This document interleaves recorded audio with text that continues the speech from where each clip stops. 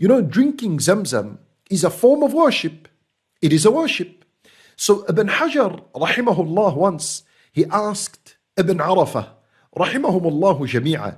Ibn Hajar said to Ibn Arafah, asking him about Zam Zam, he said to him, why isn't Zam Zam tasty? And this is a reality. Zam Zam is a heavy type of water. It is not tasty compared to other waters that come from springs or valleys or whatever it is. Zam Zam is a heavy type of water. It is nourishment, it is food, as Rasulullah sallallahu alayhi wa sallam said, Zam Zamu ta'amu tu'am wa shifa'u suqam. It is food, it is nourishing, it is heavy. The one who drinks a cup and two feels full. So Ibn Hajar asked Ibn Arafah, why isn't Zam Zam tasty? So Ibn Arafah answered him beautifully.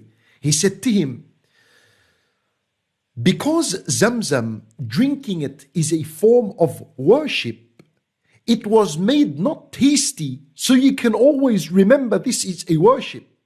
And had it been tasty, then people would have drank it as a form of enjoyment and luxury, forgetting the worship part altogether.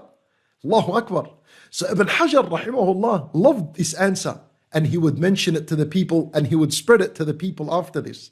So Zam Zam in itself, when you drink Zam Zam, this is a worship.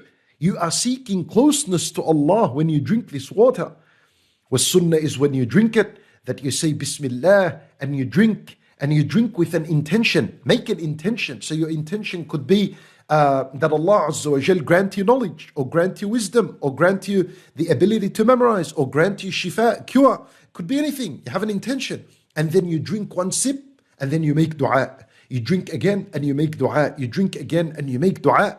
This is what Zam Zam is. Drinking Zam Zam is a form of worship.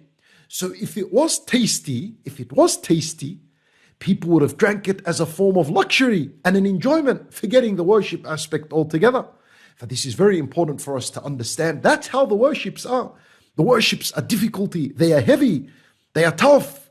حُفَّتِ الْجَنَّةُ بِالْمَكَارِهِ. That the paradise has been surrounded with hardships and difficulties. And what this means is that the road to the paradise is a difficult road. It's a difficult road. There are hardships. And the worships are difficult. They are hard. They require patience. And once you're patient enough, Allah Azza wa Jal will feed your soul the sweetness of this worship. You'll reach a stage where you're not able to live a day without worshipping Allah subhanahu wa ta'ala.